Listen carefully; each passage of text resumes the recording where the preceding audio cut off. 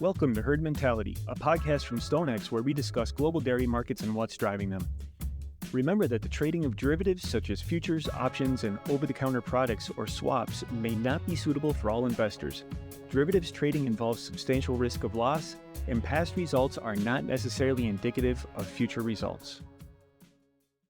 We're recording this on Wednesday, July 9th, and that's important because this is an evolving situation, so conditions and information may have changed by the time you listen to this podcast. But with me this week is John Lancaster to talk about the Lumpy Skin Disease outbreak in Europe. He got his epidemiology degree from the same place I did, which is Google. So we're not technically experts in this whole disease thing, but we're trending towards becoming experts given how many disease issues we've been facing recently. I went back and I looked. Back in 2018, we had a customer ask, avian flu was really tearing through poultry flocks in the US at the time. It was impacting egg pricing and poultry pricing. And this customer asked me, what would be the dairy equivalent of avian flu? And I reached out to John. I said, John, help me with this. What other diseases are potentially lurking out there that we don't really know about or aren't impacting the dairy cows now, but might in the future? And we came up with foot and mouth disease, mad cow or BSE, tuberculosis, bovine tuberculosis, and Mycoplasma bovis, which was impacting New Zealand at the time. But we did not come up with bird flu impacting the dairy cows. We did not mention foot and mouth disease. I guess we did do foot and mouth disease. We didn't mention Bluetongue, and we didn't mention lumpy skin disease. So we only got one out of the 3 or 4 viruses that are currently impacting dairy cows back in 2018. So, John, we now have this outbreak of lumpy skin disease in Europe. Where did it start and where do we currently stand? Thanks very much, Nate. So yeah, lumpy skin disease. We've had the first outbreak in Sardinia, which is an island off of Italy. So it's in the Mediterranean. The first case there was reported on the 23rd of June. It was the first ever outbreak in Sardinia. And we've had another 5 cases in Sardinia after that. So it's become a bit of a cluster there. Sardinia is a relatively big island. There's around 300,000 cattle on the island. One of the, I suppose, good things about lumpy skin disease, comparing it to maybe foot and mouth or Bluetongue, is lumpy skin disease only impacts bovines, so cattle and water buffalo. So the likes of Bluetongue, which is probably the closest analog to lumpy skin disease at the moment, it affects cattle, sheep, and a chunk of other animals as well. So there can be a bigger pool of reserve of virus in the wild population. Lumpy skin disease, as it only impacts the cattle, then it's actually somewhat in easier disease to control, if that makes sense. Mm-hmm. And how is it spread? So it's actually somewhat similar to Bluetongue in the transmission vectors as well. So the main source of transmission is through biting insects. So Bluetongue, it's only through the small biting flies, but the lumpy skin disease virus, it can be transmitted by mosquitoes, by horseflies, by basically any biting insect.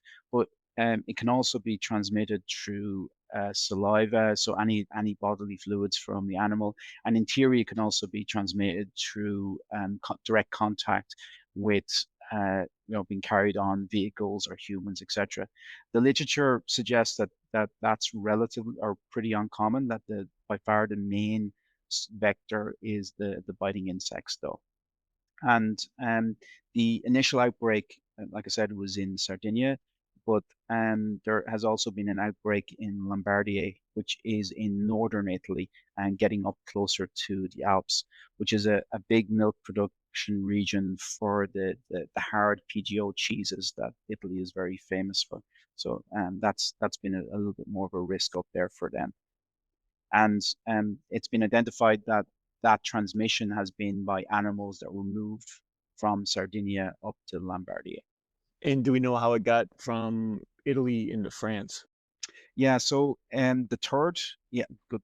The third positive region is in Savoy in France. That's the other side of the Alps from Italy. So far, we don't know how it got there. At least they haven't identified a vector yet. It's a relatively long distance from the where the case in northern Italy, and you've got the Alps in between. So it's very unlikely that it's actually insects. So it's more likely going to be animal movement here. And I suppose putting this into context as well, it's probably important to say that based on the based on what the vets are seeing with the size of the nodules that impact the animals and that are infected with lumpy skin disease, that the initial virus entry into Sardinia could be up to 3 months ago. So it could be there for a period of time. And the virus takes between 1 and 3 weeks to start showing symptoms, and it can take another extended period of time before those are very obvious symptoms. With Bluetongue and with foot and mouth, they're endemic in other parts of the world. Like it's just widespread. It's always there. Is that the same for this lumpy skin disease? It is. So it's originally was discovered in southern Africa, so Zimbabwe and South Africa. But and that was in the 1920s. But over the years, it's moved northwards, mostly through the movement of animals between different countries, into North Africa and Egypt. But really, in since the 1990s, 2000s, it spread more globally. So through India, Turkey, Iran, Israel, Russia, even down into Southeast Asia. So there, those zones that have infection of lumpy skin disease have become much wider ranging than, say, historically with more a southern African disease. And a little bit similar to what we've seen with Bluetongue, uh, climate change is probably helping the some of those biting insects range further northward than they would have done historically as well, which is also helping it move. And I guess also like Bluetongue and foot and mouth, we've seen previous outbreaks of those viruses in dairy animals and other animals in Europe. Have we seen lumpy skin disease in inside of the European Union in the past? Yeah, we've seen it in southeastern Europe, really from 2013 onwards. 2013, and we saw the first cases in Turkey, and then 2015, the first cases in Greece, and then in other countries in the Balkans, so Bulgaria, North Macedonia, Kosovo, Albania. And the strategy in those regions for dealing with the lumpy skin virus has been a combination of culling directly infected animals and herds, but also widespread vaccination, which has been very successful in controlling the virus and effectively eradicating it in those countries. So for a period there between, say, depending on the individual country, between say 2016 and 2022, 23, there was widespread vaccinations in Turkey, in Greece, in Albania, etc. And they've basically eradicated what had become endemic of the the lumpy skin disease virus. And then, in various years there, those countries actually stopped the vaccination and uh, went to a surveillance stance on monitoring for the virus. So that does give good confidence that with a good vaccination policy can give good control over the lumpy skin disease. And I suppose we should have mentioned it at the beginning, like the impact that it has on the actual cattle that are infected. Hmm. Yeah, a Um, good question, a good point. Um, so it's yeah the the title lumpy skin disease comes from the nodules that it forms under the skin of animals, and these nodules effectively end up falling out and causing pits into the skin and into the hide of the animals. So that makes the hides effectively worthless for those animals that are impacted. Um, I suppose from a direct dairy point of view, the animals that tend to be most impacted by the virus, from what we've seen from the literature, are young animals and milking animals. And milking animals tend to have a relatively strong impact on milk production for that current lactation. Um, the initial periods of the virus are associated with fevers and high temperature, and then enlargement of superficial lymph nodes and those nodules that are formed. And then you have lesions appearing on various membranes, so around the mouth, throat, etc., which makes it very difficult for the animal to eat, uncomfortable, and so you get the animals becoming emaciated, production drops off, etc. For cows and calf, that can cause abortions, etc., as many viruses can do as well. So you have kind of direct and then indirect impacts of the lumpy skin disease. Um, One of the, I suppose, again, kind of on a more positive note, animals that have been infected once do retain um, protection against the virus. So, unlike, say, Bluetongue um, avian influenza, um, reinfection is not a significant issue. And from what we've seen from the literature, um, somewhere between in a major outbreak, somewhere between 20 and 30% of a herd would become infected. you and I talked about it a little bit earlier today, uh, thinking through the impact on milk production. When there's an outbreak of foot and mouth, they were killing all of the animals on an infected farm. In which case, the drop in milk production doesn't really matter. It's 100% drop in production for that farm, right? Are they doing the same thing for lumpy skin disease? So far, all the positive farms have been the cows have been culled, or the cattle have been culled, I should say, more accurately, and they're also using a vaccination strategy with that. For the cows that have been, or for the farms that have been infected, it'll be a 100% loss. So on the production side, I, it's so hard to say. We now have three different clusters in two different countries with multiple farms inside of some of those clusters. How far do you think this thing is going to spread? It's very hard to say. The One of the things that is a little bit worrying is that the introduction into Sardinia could have been 3 months ago. Sardinia, from a dairy point of view, isn't particularly, it's not a particularly big milk producing area, but it does a lot of beef production, especially young beef animals, which are then moved to mainland Italy for final fattening and slaughter. So there's a good trade of animals that moves between Sardinia and Italy. From that point of view, and given the length of time that the virus could have been active in Sardinia, there's a likelihood that more than one farm or more than one region, I should say, in Italy, in mainland Italy, could be impacted here. So I think the Italian authorities are doing a very significant track and trace job at the moment to try and trace where animals, especially obviously from directly from the farms that have been detected as positive, but generally from Sardinia as well, and into Italy. So we're probably going to find more cases. Given the length of time that they think the virus has been in Sardinia, I would be surprised if we don't find any more cases.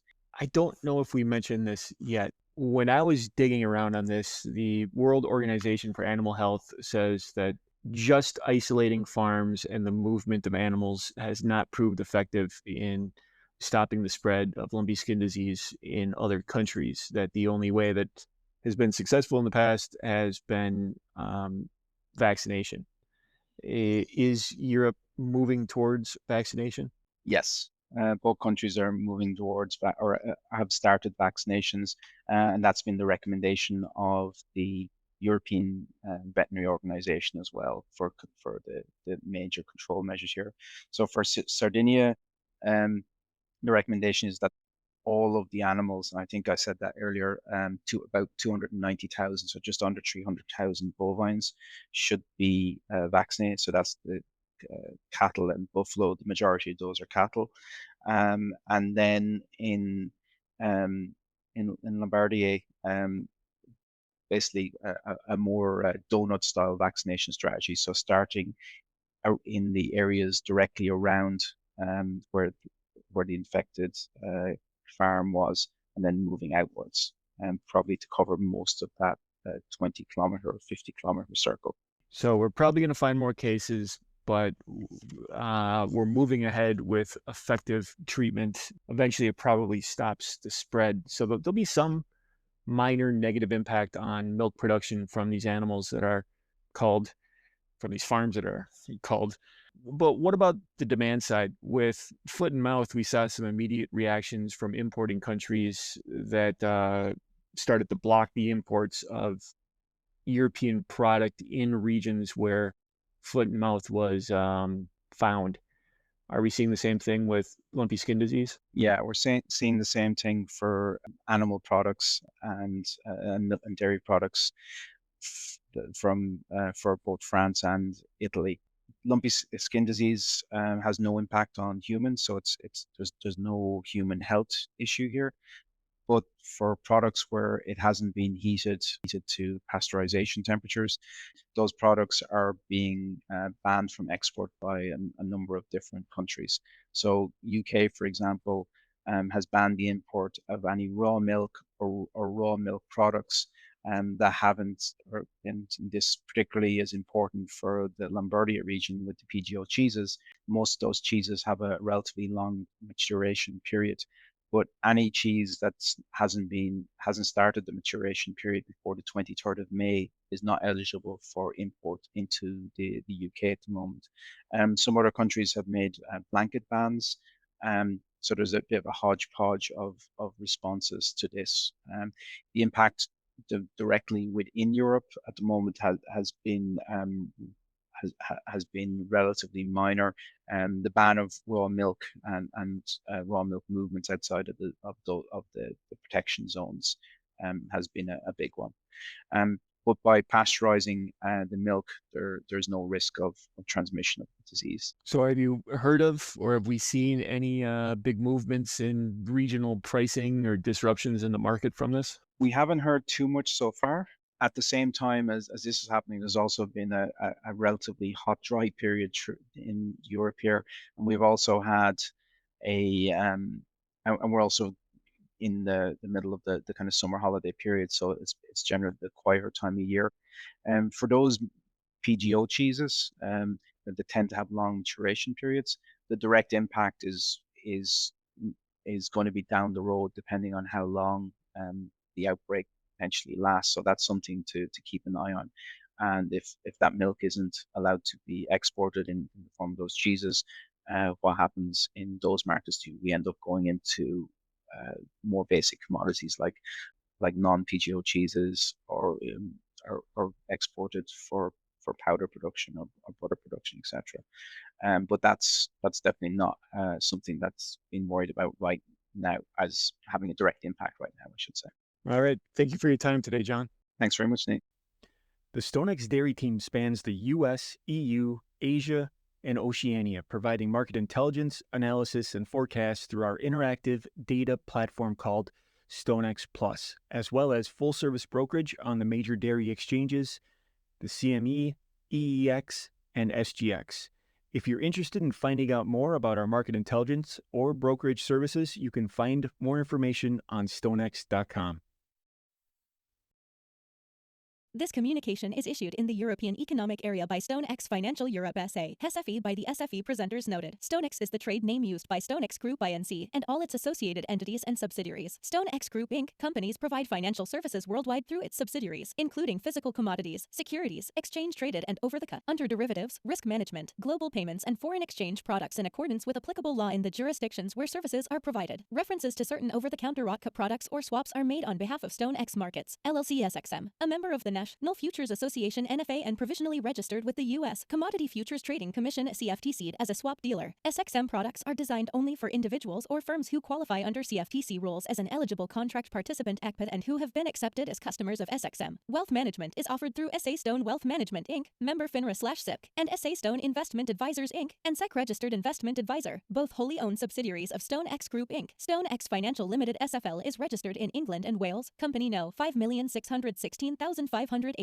SFL is authorized and regulated by the Financial Conduct Authority registration number FRN 446,717 to provide to professional and eligible customers including arrangement, execution and, where required, clearing derivative transactions in exchange-traded futures and options. SFL is also authorized to engage in the arrangement and execution of transactions in certain OTC products, certain securities trading, precious metals trading and payment services to eligible customers. SFL is authorized regulated by the Financial Conduct Authority under the Payment Services Regulations 2017 for the provision of payment services. SFL is a Category 1 ring dealing member of the London Metal Exchange. In addition, SFL also engages in other physically delivered commodities business and other general business activities which are unregulated and not required to be authorized by the Financial Conduct Authority. StoneX Financial Europe SA, SFE is a securities trading firm registered in the Grand Duchy of Luxembourg under Company No. RC Lux B 10821. SFE is authorized by the Luxembourg Ministry of Finance and regulated by the Commission de Surveillance du Secteur Financier Registration No. P0000012 to carry out, inter alia, the activities of investment advisor, portfolio manager, professional acting on own account, broker in financial instruments, and commission agent. StoneX Financial Pte Ltd Co. Reg. No. 2011305988R SFP is regulated by the Monetary Authority of Singapore and is a capital market service licensee for dealing in capital market products, an exempt financial advisor for advising on investment products and issuing or promulgating analyses/reports on investment products, and a major payment institution for cross-border money transfer service. StoneX Financial HK Limited C. No. BCQ 152 SHK is regulated by the Hong Kong Securities and Futures Commission for dealing in futures contracts. StoneX Group Inc. acts as agent for SFL in New York with respect to its payment services business. StoneX Financial Thai Limited SFA Akin 141774727 holds an Australian financial service license and is regulated by the Australian Securities and Investments Commission AFSL 345646. StoneX Securities Co. Limited SSJ Co. Reg. No. 010401047199 is regulated by the Japanese Financial Services Agency as a Type I Financial Instruments Business Operator. Kanto Local Finance Bureau FIBO No. 291 is a member of the Financial Futures Association of Japan for dealing and broking FX and FX option transactions, and is a member of the Japan Securities Dealers Association for dealing and broking stock indices and option transactions. The information herein is not a recommendation to trade nor investment research or an offer to buy or sell any financial product. It does not take into account your particular investment objectives, financial situation, or needs, and does not create a binding obligation on any of the StoneX Group Inc. of companies to enter into any transaction with you. You are advised to perform an independent investigation of any transaction to determine whether any transaction is suitable for you. This material should be construed as the solicitation of an account, order, and/or services provided by the FCM division of StoneX Financial Inc., SFI NFA ID 0476094 or StoneX Markets LLC SXM NFA ID 0449652 and represents the opinions and viewpoints of the individual authors or presenters and does not necessarily reflect the viewpoints of SFI or SXM. It does not constitute an individualized recommendation or take into account the particular trading objectives, financial situations, or needs of individual customers. Additionally, this material should not be construed as research material. The trading of derivatives such as futures, options, and over-the-counter products or swaps may not be suitable for all investors. Derivatives trading involves substantial risk of loss, and you should fully understand the risks prior to trading. Past results are not necessarily indicative of future results. All references to and discussion of OTC products or swaps are made solely on behalf of SXM. All references to futures and options on futures trading are made solely on behalf of SFI. SXM products are intended to be traded only by individuals or firms who qualify under CFTC rules as an eligible contract participant and who have been accepted as customers of SXM. SFI and SXM are not responsible for any redistribution of this material by third parties or any trading decisions taken by persons not intended to view this material. Information contained herein was obtained from sources believed to be reliable, but is not guaranteed as to its accuracy. Contact designated personnel from SFI or SXM for specific trading advice to meet your trading preferences. SFP may distribute analysis/report produced by its respective foreign affiliates within the StoneX Group of companies pursuant to an arrangement under Regulation 32C of the Financial Advisors Regulations. Recipients should contact contact SFP at 656-309-1000 for any matters arising from or in connection with this podcast. No part of this material may be copied or duplicated in any form by any means or redistributed without the prior written consent of Stone X Group Inc. The podcast herein is not directed to or intended for distribution to or use by any person or entity who is a citizen or resident of or located in any locality, state, country, or other jurisdiction where such distribution, publication, availability, or use would be contrary to law or regulation. Copyright 2024 Stone X Group Inc. All rights reserved.